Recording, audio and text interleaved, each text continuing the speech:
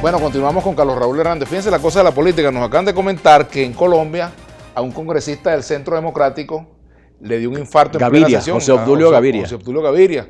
Le dio un infarto en plena sesión. ¿Y quién le brindó los primeros auxilios?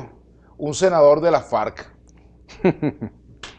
¿Eso qué quiere decir? Que... Bueno, ojalá volviéramos a la civilización política aquí y saliéramos de toda esa gente que andan con un cuchillo entre los dientes buscando la menor diferencia de opinión para cortarle el pescuezo al que se le atraviese.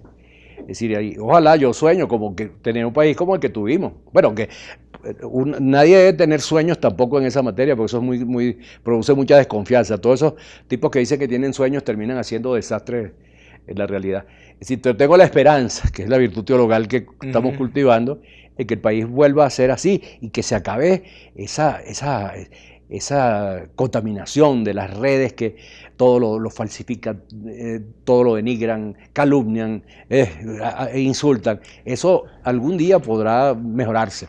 Ahora, desde la perspectiva de un profesor, de un académico de los estudios políticos, ¿cuál sería la mejor definición de política que se adapta a lo que vivimos aquí en Venezuela? Bueno, la política se define muy simplemente, y es una definición aristotélica, ¿no?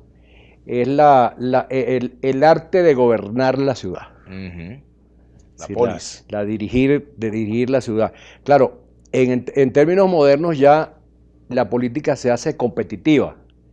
Y entonces la política es la lucha por el poder por medios lícitos. La política, entendida en el sentido occidental. Y hay otra cosa que es la match política, que es la política de fuerza, que es la que cultivan los movimientos revolucionarios o los movimientos antidemocráticos. En este momento en Venezuela tenemos match política, porque todo se tiende a resolver por la vía de la fuerza. Si se acabó eso, se acabaron los principios fundamentales de la civilización política, el diálogo, la votación, eso que vemos los consensos, por lo ejemplo. que vemos en los parlamentos de todas partes, los senadores y diputados de las diversas fuerzas pelean en las sesiones, pero después se van a almorzar juntos. Eso es lo que es la política en sentido civilizado, la confrontación por el poder por vías lícitas, por vías democráticas.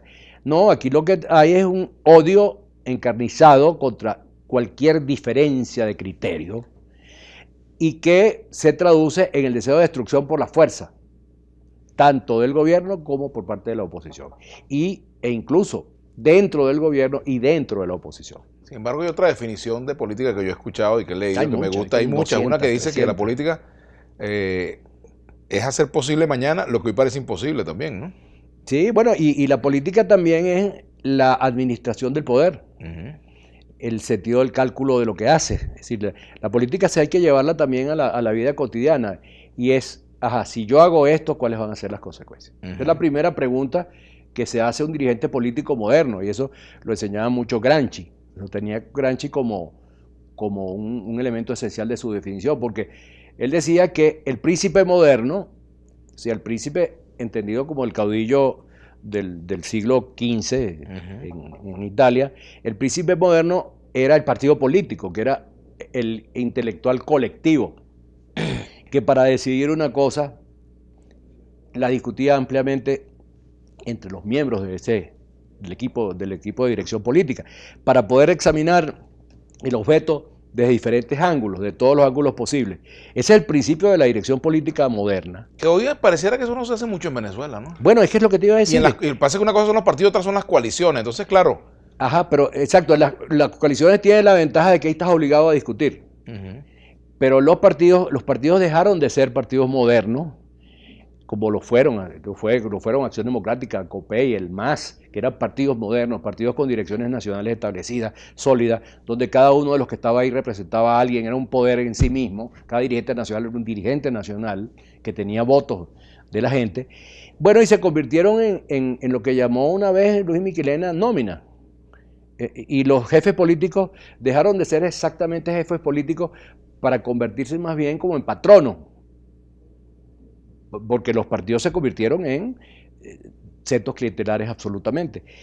Por supuesto, entonces, ¿cómo le vas a discutir a un señor que es tu jefe político y además el que te da el trabajo? Entonces, ahí se acabó la democracia interna de los partidos, se acabó el centralismo democrático, es decir, se acabaron todas las características de la política moderna. Y entonces llegamos a esta nueva versión del caudillismo que tenemos hoy, que la gente quiere mandar porque me da la gana y reclamar fe para sus decisiones. Entonces yo no veo la política así, yo no veo la política como a través de la fe como en el siglo XIX, que había que seguir a los caudillos a caballo. Yo creo en la política del siglo XXI, la política que practican los grandes dirigentes. No creo, por supuesto, por eso en el neopopulismo que ha tomado posiciones muy importantes en el mundo y que es tan peligroso como lo fue el populismo en el pasado. Aquí hay comentarios en las redes, Carlos Raúl. ¿Cómo se hacen unas elecciones con un plan república conformado por militares del PSUV, chavistas y socialistas según Bernal? Es como Zamuro cuidando carne, dice @el rompeolas. Marcos Rupert, es necesario abrir el diálogo para un nuevo CNE e irnos a elecciones generales. Todos los cargos de elección popular. A muchos de nosotros en COPEI nos tildan de colaboracionistas por apostar una salida electoral. Marlene Hidalgo, Carlos Raúl Hernández critica a la oposición y a Guaidó, pero nunca lo hemos visto pateando las calles ni en las tarimas con él. El que mucho habla poco hace, como el gobierno, dice. ¿Cómo sé que esa señora no tiene idea de quién soy yo? Pero bueno, es que yo no tengo por qué andar en tarimas de nadie. A mí no me interesan las tarimas. Yo toda mi vida he trabajado muy duro en función de la democracia, de la defensa de las instituciones. Tengo 20 años que prácticamente todo lo que hago está en función de lograr una salida democrática para Venezuela. Todo lo que produzco, las clases que doy, lo que escribo. Es decir, ese no es un punto que tenga ninguna importancia.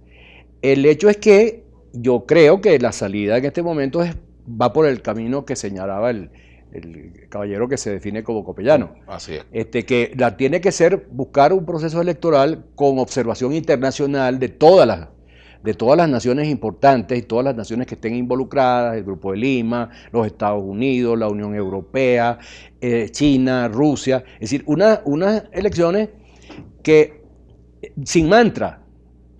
O sea, no que primero tengo que hacer esto, después tengo que hacer lo otro, porque así no se dan esas cosas. Bueno, cuando Violeta Chamorro le ganó las elecciones a Daniel Ortega era el presidente de la República. Cuando se le ganó el referéndum a Pinochet en Chile, Pinochet era presidente. Cuando Solidaridad ganó las elecciones en Polonia, el presidente era Jaruzelski. Bueno, es decir, el mantra lo que es una manera de no llegar a acuerdos y de no conseguir solución. Poner primer paso segundo paso y tercero porque es lo que yo creo o lo que me conviene es un error. Yo creo que hay que negociar para llamar a unas elecciones, para darle garantías al gobierno institucionales de que no va a haber persecuciones posteriores, porque esa es otra de las razones por las que no hay negociación, porque el gobierno piensa que lo que va a venir después es un linchamiento general de todo lo que olió al chavismo. Entonces no, tiene que ser unas elecciones así, con supervisión internacional y con garantías para que puedan irse tranquilamente y dejar gobernar. Ese es el antimantra de Carlos Raúl Hernández. Vamos a hacer la pausa y ya venimos.